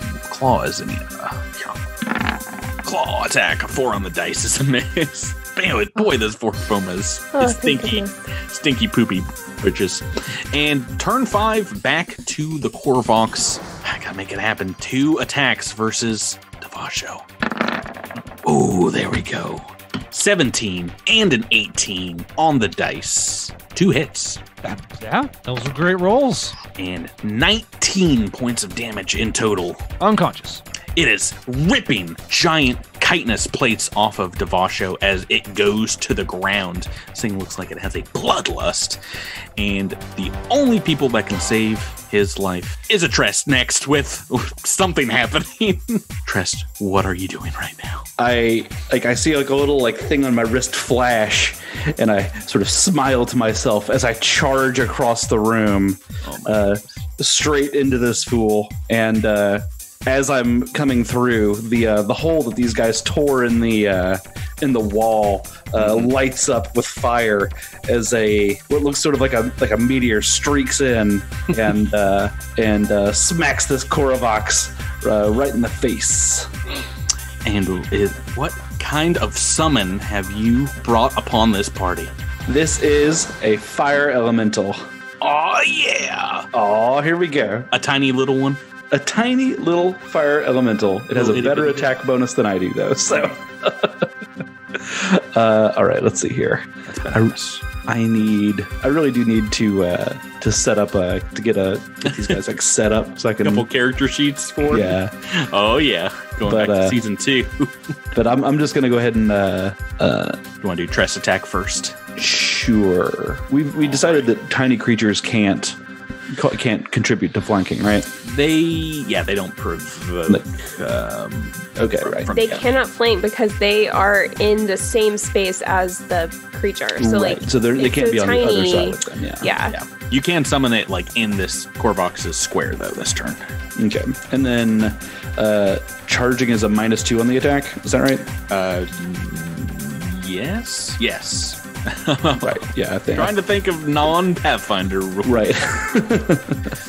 No, so- you get to do that double movement, which is the main thing in Starfighter. All right, so here we go. Oh no! Oh no! I whiff. I whiff with a natural 2. But I get to make a couple of these old fiery attacks. A couple of these old fiery attacks. So these are just going to be +1 because I'm going to do 2 of them. Oh, well, almost a 20. Only a 9 on that one, and then a 13 on that one. 13 against EAC is a miss. Oh No! Oh, it's against KAC. It's against KAC actually. Oh, that's even more. Yeah. Oh no! Jabert is moving in there with Trest and a new friend, TBD on their name. Miles, we're on to Sprouts, and now, fortunately, you have a blocked shooting resolution on top Echo 7. A little bit Even on top of Echo 2nd, I have it's blocked. Yep, Trest is providing a minor cover, +2 cover for this core. What if I hop down to maybe right near Trest here? Yeah, if you move and get on a diagonal, you'll be able to hit this guy. And I'm gonna call him as my target. And take my trick attack shot. CR 13 or lower. That is a trick. And 21 to hit. That is a hit. For a total of 2 points damage. Minimum damage, though. Yeah. Oh, God. That it feels it, but it is more distracted by the melee combatants on this thing right now, which means Echo 7, we're on to you, Drew. All right, so Echo 7 is going to move to a better shot solution. Same as Sprouts. Yeah, we're going to move just diagonally to the northwest right here. Do I have am I clear for any of the boxes here? Yeah, you'll be able to get a shot on him. You can't really tell, but he's not behind cover. Okay. And while that's happening, he is going to stow his artillery laser and whip out his hail cannon. Well, you can drop the weapon. Stowing is a move action in itself. You can drop it as a free action if you want, but you can pull out the other weapon as you move. Yeah, we'll do that then. So we've got a pistol on the ground over here. We've got an artillery laser as well. It's out of ammo and also gonna damage me. So I feel like this is probably the best option right now. So we're gonna take a shot with that hail cannon. All right, go right ahead. 9 to hit. Don't think that's gonna do it. Will not by a long shot. Zinnia, we're on to you. All right. I'm going to continue to shoot this thing point blank as much as I can. All right, trick shot against it. Yep. Make my melee attack. I cannot roll a 3 5 times in a row. Oh, nope. It's a 3. I've rolled a 3 to attack. Oh, that's yours. Okay. Yeah, I was like, you made me roll a 3. No, that's you. Okay.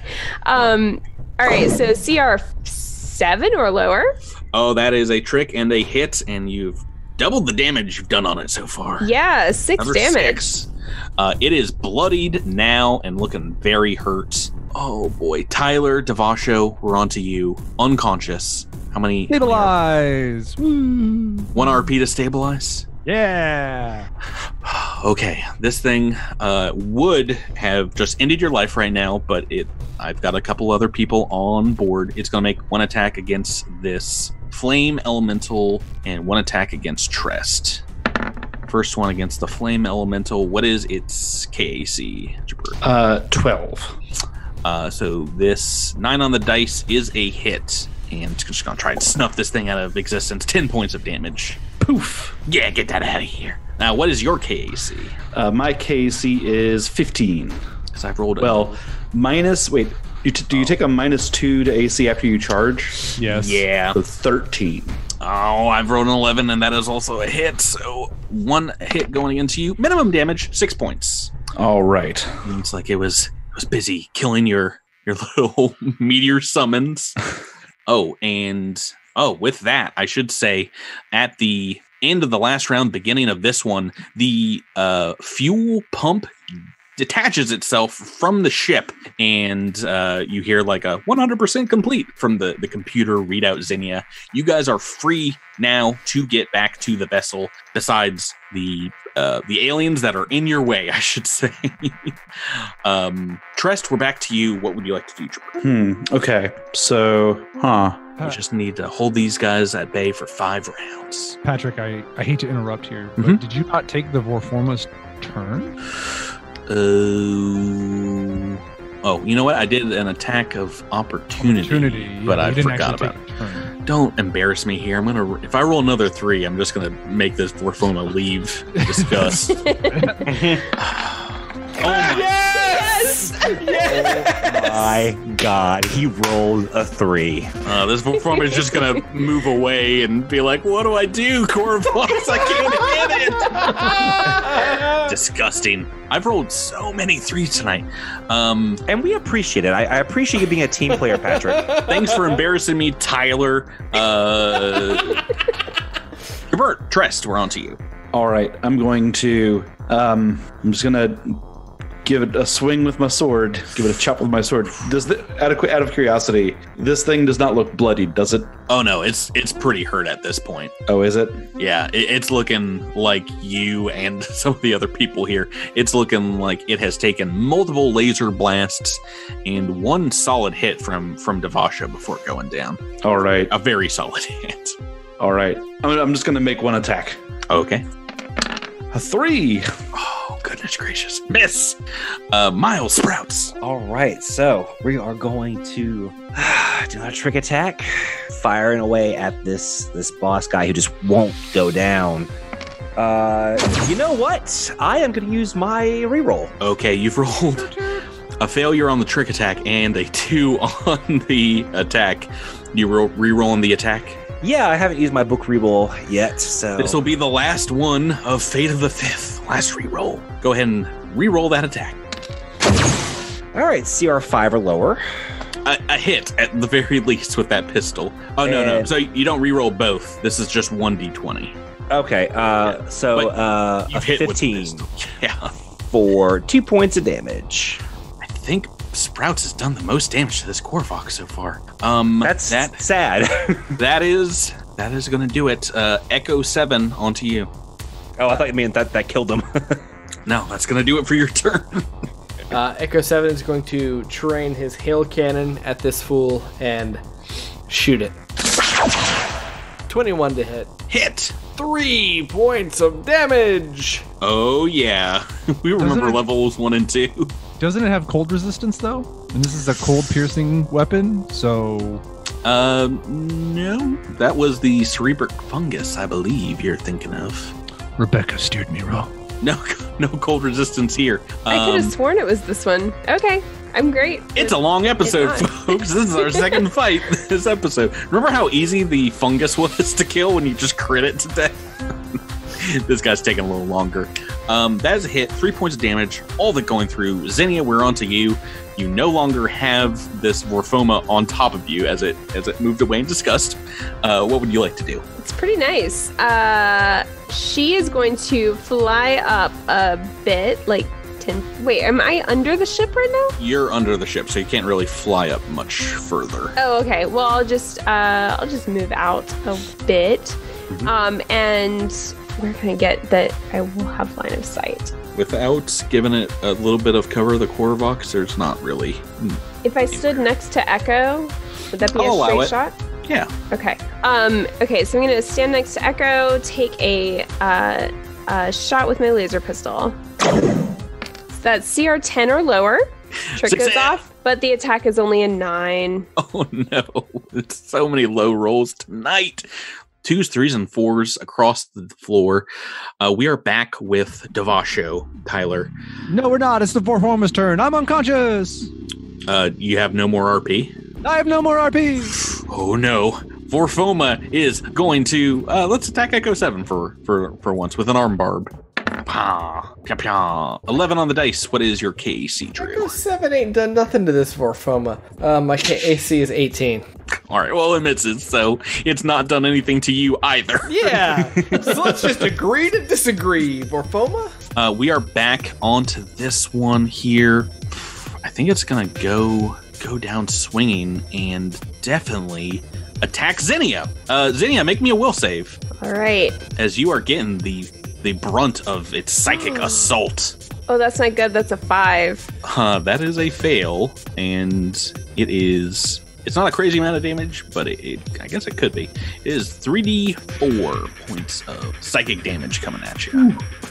Ooh, it is a good deal. It is almost max. 11 points of psychic damage, and we're back to you, Trest. You see this thing reaching out and trying to psychically assault your friend. All right. I'm going to draw on the remainder of my magic reserves, and I'm going to sort of tighten my grip on my sword and channel all of my power into my sword. I'm going to slash down through this thing.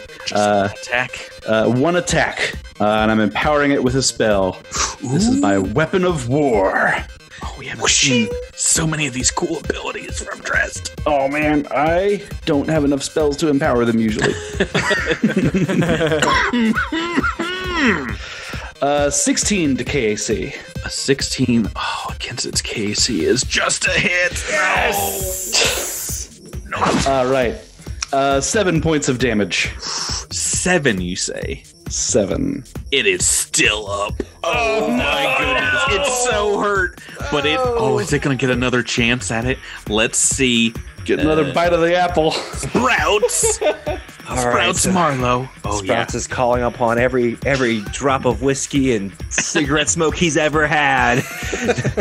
You got a cool, if you do kill this thing, do you have a cool last line? Yeah, I think so.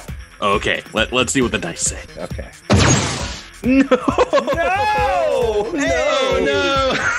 That cool last line's gonna have to wait, folks. It's a natural 1. Thank you, Miles. Oh no. Did you use the website last, right? No. Yes. I'll use a card this time. Quick card draw for critical fumble. Energy. Is it? Yeah, just energy. Energy. Yeah. Caustic leak. You gain the bleeding condition 1d4, which worsens by an additional 1d4 damage per round until stopped. What? How have we not seen some of these terrible cards before? What?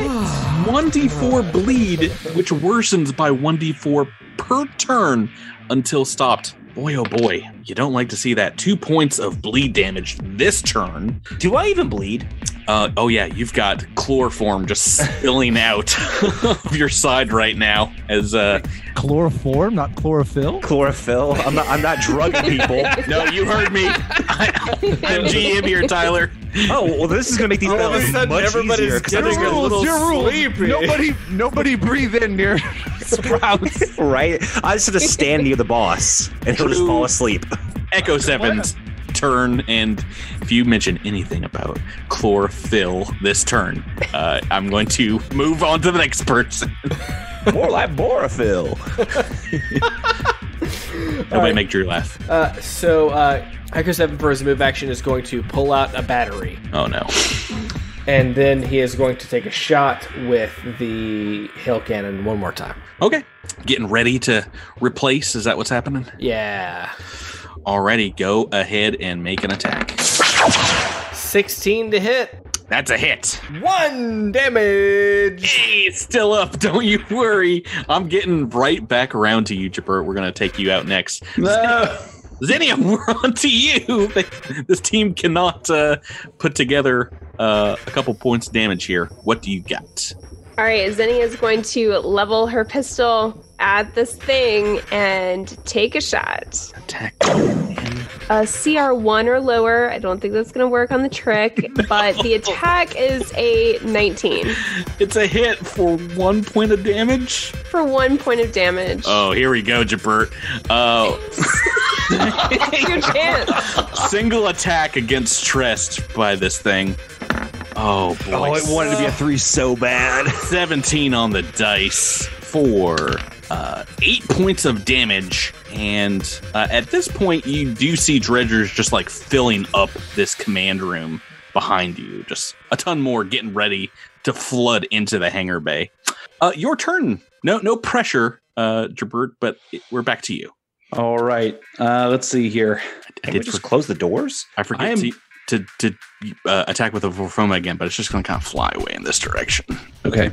I'm going to... I don't think I've used communalism today. I don't think so either. So I'm going to try it. So I'm going to attack twice and take the and it'll be the better D20 roll. But I'll stick with the first damage. Okay. Sure. Or do you want to just roll 2 attacks and take the better one? Whatever. If you want to do it that way, that's fine. First damage. Okay. First damage. Yeah. Make a couple of attack rolls. All right. There's that one. That is a hit. So let's see if this other one's better. It's a super hit. It's a super hit. 19 on the dice. First damage is an 8. Yeah, with that, you can feel just magical energy reverberating through your sword as you cleanly slice off this thing's barbed acid cannon arm, and it goes down in a heap of acidic sludge. Yes! Oh, man. And I'm going to step over to Devasho and just start dragging. You cannot drag me. That's not physically possible. I weigh like a ton, dude. Do you have a serum or... All right, well, bye. I leave and I get on the ship and I fly away. If no one can move you, let's go get the cargo lifter, I guess, you goober. Jeez I don't know what Louise. to tell you. IT weighs over 1,000 pounds. Like, I don't know what to tell you. You get to make this stuff up, you know. No, it doesn't. The rules say that they weigh between 1,700 and 2,000 pounds. Oh, that's it? Well, then Sprouse is going to carry him by herself. Yeah, exactly. I was about to say, if you do want to have a couple of you... Yeah, I'll just hit him with a serum. That's also fine. Yeah, there we go. You can do a little drag and stab, like a little Saving Private Ryan as you're retreating back to the Terminus Wild, as about 50 or 60 dredgers immediately start flooding into the hangar behind you. Do we have the opportunity to race over and grab our guns we got before we run up the ramp? Yeah, both Echo 7 and Sprouts will have a round in order to do that. You see as you go up the exit ramp, just dozens of dredgers jumping into the hangar bay behind you and kind of dragging off their dead from the room here.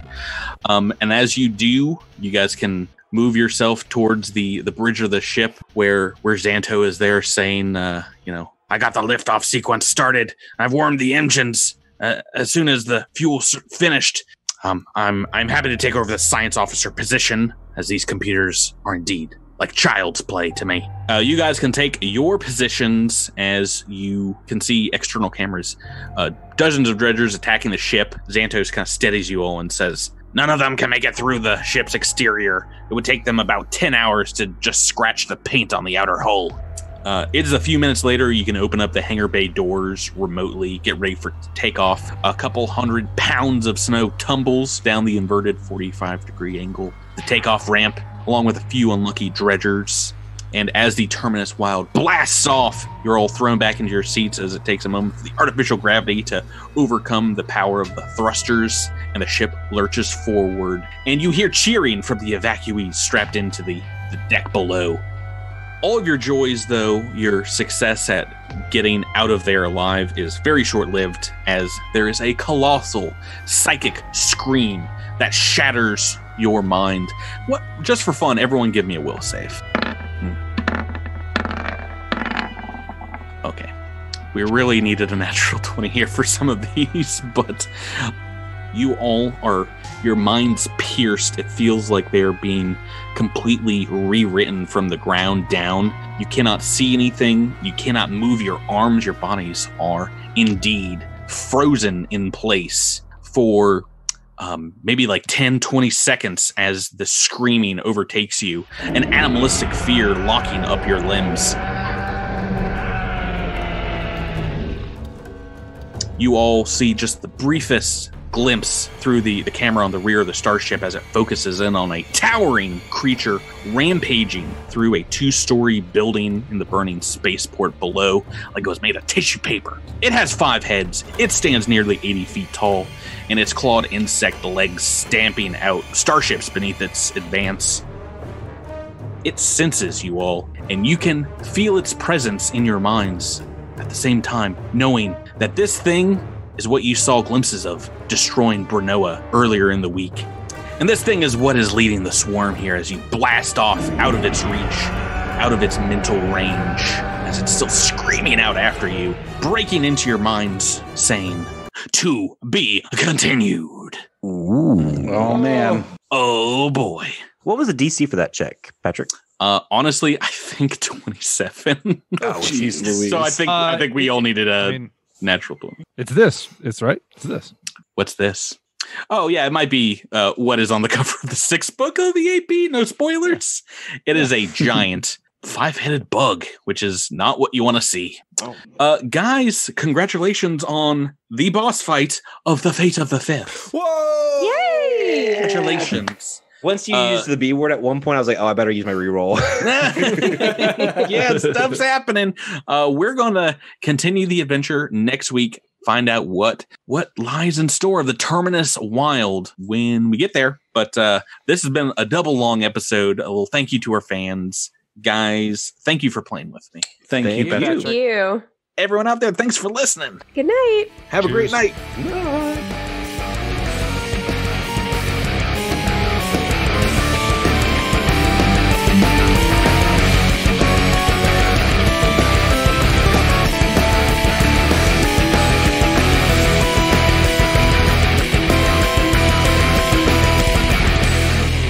Thank you for listening to this week's episode of Cosmic Crit. This episode has been made possible through a sponsorship with Roll20 and the backing of our Critamander fans on Patreon.